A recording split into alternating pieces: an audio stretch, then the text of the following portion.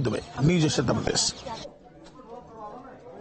वाराणसी के ज्ञानव्यापी विवाद से जुड़े कई मामलों पर आज सुनवाई होनी थी, लेकिन जिला जज के न होने से यह सुनवाई आज टल गई और अब अगली सुनवाई 28 फरवरी को होगी। इस पूरे मामले पर हिंदू पक्ष के वकीलों से बातचीत की हमारे सहयोगी सुशांत मुखर्जी ने।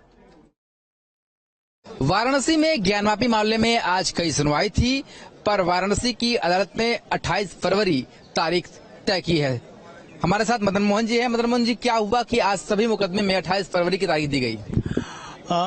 चूंकि जनपद न्यायाधीश अभी अनुपस्थित हैं, वो आए नहीं है, नई नियुक्ति नहीं हुई है और उनके बिहाफ पे एडीजे प्रथम द्वारा ये सुना जा रहा था और उस आधार पे उन्होंने मुस्लिम पक्ष की आपत्ति थी कि चूंकि ज्ञानवापी में जो पूजा पाठ चल रहा है उसको पुनः बंद कराया जाए और हमें सुना जाए। इस पर हिंदू पक्ष की आपत्ति को ध्यान में रखते हुए न्यायाधीश महोदय ने 28 फरवरी की तिथि नियत की है।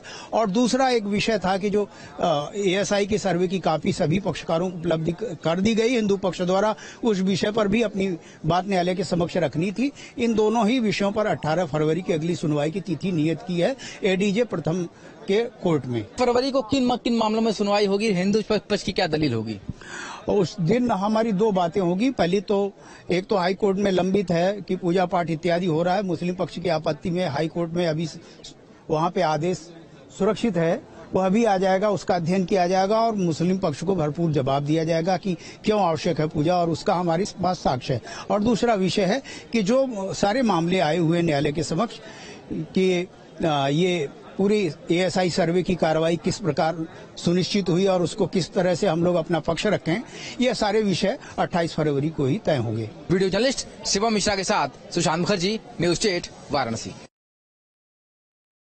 हमारे साथ सुभाष नंदन चतुर्वेदी जी हैं, दीपक जी मौजूद हैं। सुभाष जी, आज क्या हुआ कोर्ट में इन सारे मामलों को लेकर के? देखिए, आज दो प्रमुख मामले जो थे राकेश सिंह का और दूसरा जो है आपके शैलेंद्र कुमार पाठक व्यास जी का तहखाने के संदर्भ में सुनवाई होनी थी, जिसमें 31 जनवरी को व्यास जी के तहखाने के संदर्भ में पूजा पाठ धार्मिक क्रियाओं को आदेश माननीय कोर्ट के आदेश पे जो है सारी प्रक्रियाएं पूरी शुरू हो चुकी हैं, जिसको रोकने के लिए अंजुमन की तरफ से एक प्रार्थना पत्र दिया गया था कि जो है ये 15 दिन का और समय दिया जाए, यानी कि इस आदेश को रोका जाए, कंप्लायंस में रोक दिया जाए, ताकि भाई हाई कोर्ट में भी अन्य जो कानूनी प्रक्रिया है उसको पूरी करने के लिए, क्योंकि अब सुनवाई हाई कोर्ट में भी चल रहा है।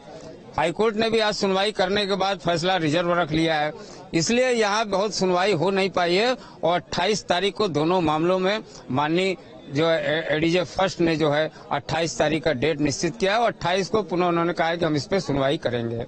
क्या लगता है 28 तारीख तक नए जिला जज की भी आने की संभावना है कि आ सकते हैं, नियुक्ति हो सकती है यहाँ जिला जज साहब 28, क्योंकि उन्होंने अगर 28 दिया है तो कुछ सोच के ही दिया होगा।